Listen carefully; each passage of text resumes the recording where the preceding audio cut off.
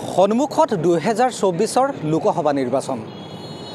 আৰু 2024 এই লোকসভা নিৰ্বাচনক কেন্দ্ৰ কৰি এতিয়া বিভিন্ন প্ৰতিটো ৰাজনৈতিক দলৰ মাজত দেখা গৈছে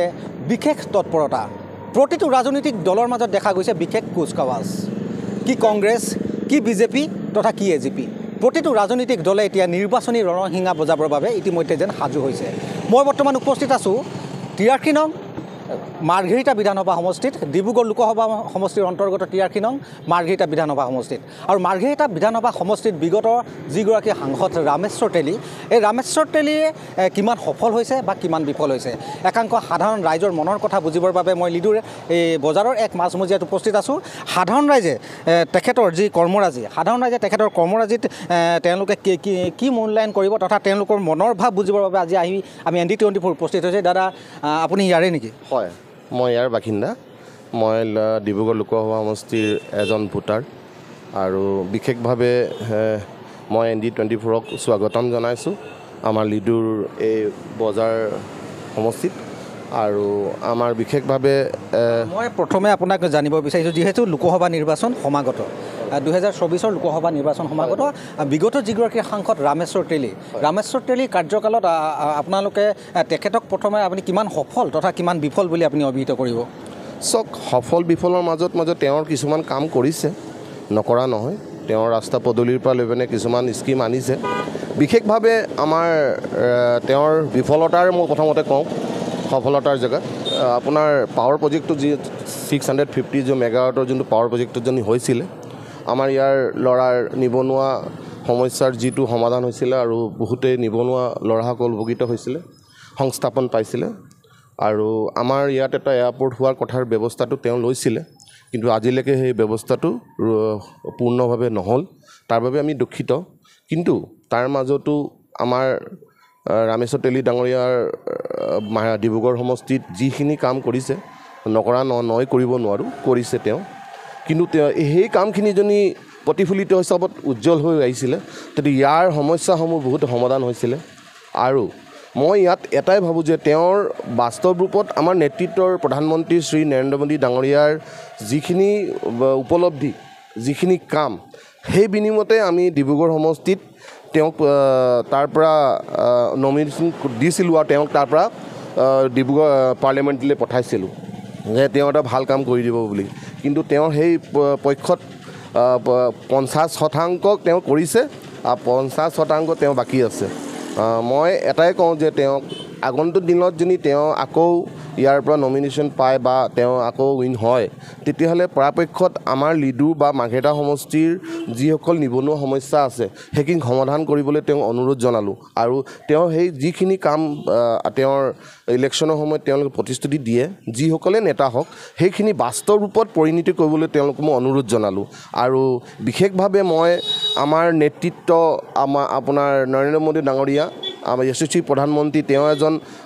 সবল নেতা হিচাপত আমি পৰিগণিত হয় কিন্তু বিপক্ষতো নিগণ্য তেওঁৰ বিপক্ষ বুলি ক'বলৈ গ'লে একো নাই কিয় আমি তেওঁ প্ৰধানমন্ত্ৰীকে ভোটটো দিব লাগিব কিয় আমি আমাৰ প্ৰতিজন ব্যক্তি ভাবে যে ভাৰতবৰ্ষখন এখন ৰাষ্ট্ৰৰ শক্তি হিচাপত আৰু গোটেই বিশ্বগুৰু হিচাপত পৰিণত হওক বুলি আমি খুবেই কামনা কৰোঁ কিন্তু ডিব্ৰুগড় সমষ্টিৰ পৰাও সংসদজন যেন এজন শক্তিশালী হওক সেইটোও আমি পৰিণত হওঁ আৰু 2 নম্বৰ কথা কি প্ৰধানমন্ত্ৰীয়ে যিখিনি কাম উপলব্ধি কৰিছে তাক আমি নৈ কৰিব নোৱাৰি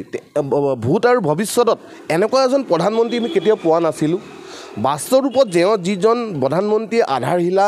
তেওঁ স্থাপিত কৰে উদ্ঘাটনো তেওঁৱে কৰে সেইটো এটা তেওঁৰ প্ৰতিলক্ষ্য আমাৰ ধৰক জম্মু কাশ্মীৰত 370 হওক আৰু আপোনাৰ আমাৰ মুছলিমসকলৰ যিসকলৰ 3 তালাকৰ যিটো মুদ্দাই হওক বা আমাৰ ৰাম মন্দিৰৰ মুদ্দাই হওক বা আমাৰ ষ্ট্ৰাকচাৰ আমাৰ যে ৰাস্তা পদূলি আৰু বৰ্ডাৰ এৰিয়াত যিখিনি ৰাস্তা পদূলিৰ সংস্থাপন তেওঁ কৰিছে বা তেওঁ পথসমূহ ধুনীয়াভাৱে যেনেকৈ কৰিছে বৰ্ডাৰ ষ্ট্ৰং কৰিছে আমাৰ বৰ্ডাৰ এৰিয়াখিনি যিখিনি আমাৰ ডিছপুট আছিলে সেইখিনি সমাধান কৰিছে আৰু বিশেষভাৱে তেওঁক ধন্যবাদ জনাইছোঁ যে কাটাৰত যি আমাৰ 8জন ফাঁচি দিছিল জাচুচিৰ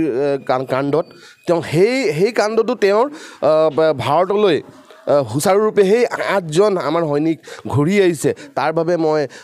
শ্ৰী শ্ৰী নৰেন্দ্ৰ মোদী ডাঙৰীয়াক মই খুবেই শুভেচ্ছা আৰু জ্ঞাপন কৰিছোঁ তেওঁ এজন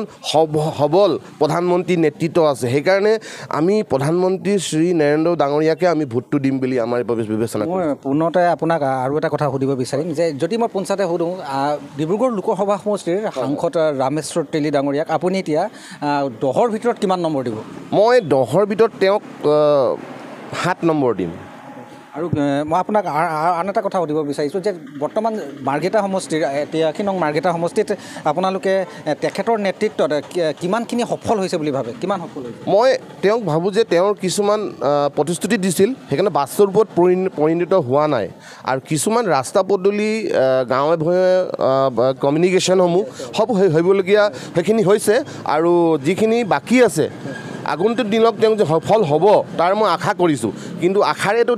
পৃথিৱীখন চলি আছে কিন্তু তাৰ মাজত বিপক্ষৰ যিসকল আমাৰ এগেইনষ্ট আমাৰ কংগ্ৰেছেই হওক বা আমাৰ জাতীয় পৰিষদে হওক তেওঁলোকৰ আছে কিন্তু বিপক্ষ বোলা বস্তুটো মই আজিলৈকে বৰ্তমান দেখি পোৱা নাই আৰু মাত মাতাও দেখা নাই তেওঁলোকে ইলেকশ্যন অহাৰ লগে লগে মাত মাতা শুনিছোঁ কিন্তু তেওঁলোকক ইলেকশ্যনৰ পিছতে তেওঁলোকে পাহৰি যায় আৰু ইলেকশ্যনৰ সময়তে তেওঁলোকৰ মনত থাকে হয় মই পুনতে ND24 দৰ্শকসকলক জনাব বিচাৰিছোঁ যে মই বৰ্তমান উপস্থিত আছোঁ ডিব্ৰুগড় লোকসভা সমষ্টিৰ অন্তৰ্গত 83 নং মাৰ্ঘেৰিটা বিধানসভা সমষ্টিত আৰু মাৰ্ঘেৰিটা বিধানসভা সমষ্টিৰ ৰাজনৈতিক সমীক্ষা বিচাৰি মই আজি আহি উপস্থিত হৈছিলোঁ লিডুৰ মাছ বজাৰত লিডু বজাৰৰ মাছ মজিয়াত আৰু একাংশ ৰাইজৰ মতামত বিচাৰি চৰজমিন তদন্তৰ বাবে আজি ND24 আহি উপস্থিত হৈছোঁ মই আন এখন দোকানলৈ যাব বিচাৰিম আৰু তেওঁলোকক মই কিছু মন্তব্য জানিব বিচাৰিম মই পুনতে উল্লেখ কৰিছোঁ যে মই আন এগৰাকী মই দেখিছোঁ দাদা আপোনাৰ পৰা অলপ কিছু কথা জানিব বিচাৰিম যিহেতু নিৰ্বাচন সমাগত এই নিৰ্বাচনৰ প্ৰাক্ষণত ডিব্ৰুগড় লোকসভা সমষ্টিৰ যিগৰাকী সাংসদ পূৰ্বৰ সাংসদ ৰামেশ্বৰ তেলী আপুনি কিমান সফল বা কিমান বিফল বুলি ক'ব কিমান সফল কিমান বিফল ক'ব গ'লেতো আমাৰ এইফালে একো দেখা নাই এইকাৰণে ডিব্ৰুগড় সমষ্টিত কি কৰিছে এইটো মোৰ ভালকৈ অৱগত নাই তো আমাৰ ইয়াত যিমানটো হ'ব লাগিছিলে ইমানটো হোৱা নাই কি হোৱা নাই কেনেধৰণৰ উন্নয়ন হ'ব ইয়াতে এয়াৰ ষ্ট্ৰিপটো বনাব লাগে বা আপোনাৰ ৰেলৰ প্লেটফৰ্মটো ইয়াতো উচিত আছিলে হোৱা নাই বিজনেছমেনৰ ক্ষেত্ৰত বহুত অসুবিধা আছে ইয়াত কোনো ধৰণৰ এটা ইণ্ডাষ্ট্ৰি নাই একো নাই মানুহ সংস্থা ৰোজগাৰ সংস্থা একোৱেই নাই আৰু কি মানে কি একোৱে উন্নয়ন হোৱা নাই বুলি আপুনি ক'ব বিচাৰিছে নাই একোৱে উন্নয়ন হোৱা নাই মানে কি কিছুমানতো উন্নতি হৈছে একেবাৰে নহৈছে সেইটো কোৱা ন আৰু হ'ব লাগিছিলে কেনেধৰণৰ উন্নয়ন হৈছে ধৰক ৰাস্তা ঘাটৰ এইবোৰতো আগৰ পৰা ঠিকেই হৈছে হয় আপুনি এইটো ইয়াৰে নেকি মই ইয়াৰ বুলি ক'লে হ'ব যিহেতু নিৰ্বাচন সমাগত এইখিনিতে আপোনাৰ পৰা মই জানিব বিচাৰিম বিগত যিগৰাকী সাংসদ ৰামেশ্বৰ তেলীৰ কাৰ্যকালত আপুনি কিমান সফল বুলি ভাবে ৰামেশ্বৰ তেলীৰ সাফল্য বুলি ক'ম নে আমাৰ মুখ্যমন্ত্ৰী হিমন্ত বিশ্ব শৰ্মাৰ বিষয়ে ক'ম তাৰ বিষয়ে ক'ব লাগে ৰামেশ্বৰ তেলী যিহেতু তেখেতে কামটো যিহেতু কৰি আছে যিমানটো হ'ব লাগিছিল সিমানটো হোৱা নাই সেইটোৱে আৰু কওঁ আৰু মানে কেনেধৰণৰ কি কাম হোৱা নাই বুলি ভাবে ধৰি লওক এনেকুৱা ৰাস্তা পদূলি আৰু বিশেষকৈ শিক্ষাৰ ফালেদি মানে চাবলৈ গ'লে বেছি উন্নয়ন হোৱা নাই শিক্ষাৰ কাৰণে শিক্ষা উন্নয়ন হ'ব লাগিছিলে শিক্ষা ইমান উন্নয়ন হোৱা নাই সেইটো কাৰণে মই কওঁ আৰু বিশেষ ধ্যান দিব লাগে ৰামেশ্বৰ তেলী ডাঙৰীয়াক আপুনি 10ৰ ভিতৰত এতিয়া কিমান নম্বৰ দিব বিচাৰে মই 10ৰ ভিতৰত 8 নম্বৰ দিম কি উন্নয়ন হৈছে বুলি এই বাট পদূলি অলপ হৈছে বেছি হোৱা নাই অলপ হৈছে সেইটোৱে আৰু ঠিক আছে মই পুনৰ উল্লেখ কৰিছোঁ যে মই বৰ্তমান উপস্থিত আছোঁ আৰু ৰাইজৰ একাংশ সাধাৰণ ৰাইজৰ মনৰ কথা মই জানিবলৈ চেষ্টা কৰিছোঁ যে বিগত সময়ছোৱাৰ যিগৰাকী সাংসদ ৰামেশ্বৰ তেলী ডাঙৰীয়াৰ নেতৃত্বত 83 নং মাৰ্ঘেৰিটা বিধানসভা সমষ্টিত কিমান উন্নয়ন তথা কিমান অনুন্নয়ন হৈছে তাৰ চৰজমিন তদন্তৰ বাবে আজি ND24 আহি আজি উপস্থিত হৈছোঁহি ৰাইজৰ এটাই মতামত যে কিছু ক্ষেত্ৰত সাংসদগৰাকীয়ে কাম কৰিছে যদিও আৰু বহুখিনি কাম যেন আধৰুৱা হৈ আছে আৰু তেওঁলোকে আশা ব্যক্ত কৰিছে যে পৰৱৰ্তী সময়ত যিগৰাকীয়ে সাংসদ নাহক কিয় তেওঁলোকৰ এই ৰাইজৰ এই সমস্যাসমূহ সমাধান কৰাত তেওঁলোকে পদক্ষেপ গ্ৰহণ কৰিব বুলি তেওঁলোক আশাবাদী